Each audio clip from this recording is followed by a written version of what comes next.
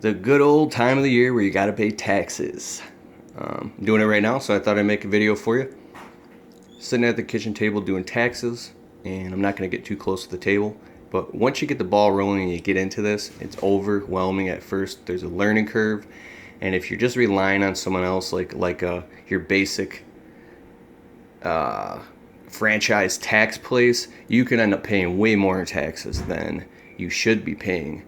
Because so unless you have a business accountant, I have a CPA who specializes in small business, so he's really helped me a lot and taught me a lot. But also on my end, I'm reading books like Lower Your Taxes Big Time.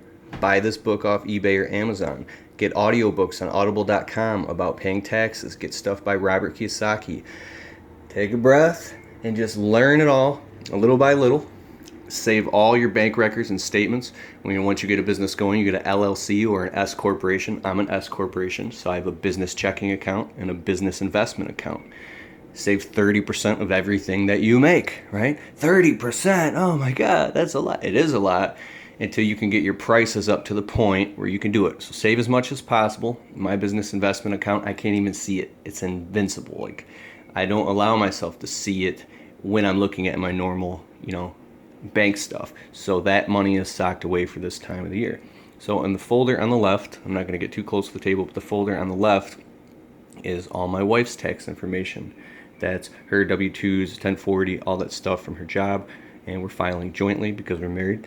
And then on the right, that folder right there, that is my 1040, 1099s from being a subcontractor, all my information. So what I do every single month, I have a file folder with manila folders, and I'm saving all my bank records and statements. All my receipts are organized, stuff like that.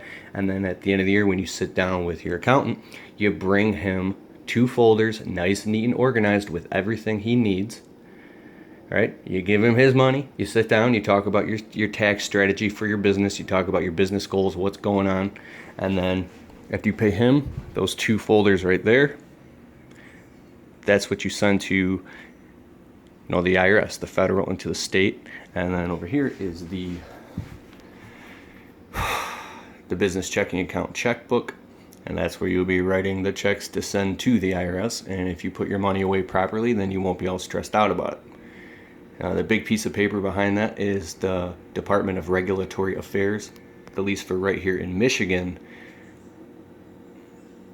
I got to send that to them every year to keep my S corporation updated. So it's just like a $25 fee. The stack of papers behind that is just like, junk stuff that I'm sorting through, and some more business investment account information.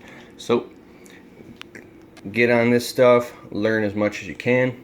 And it's not that huge of a deal. Like I said, your first few years in business, you pay very little in taxes because you're getting a business off the ground. And there's a lot of cool things that you can do. So get excited, because you're showing an income. When you got a job, you're showing an income that way. But when you get a business off the ground, it's important that you get showing income as soon as possible. Even if it's a little bit in the beginning, don't be afraid of it.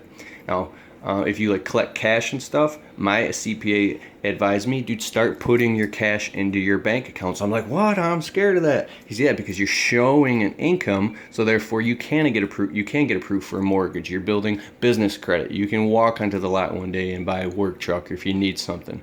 So it's all a process, and we're all going through it. And there you go. Have fun.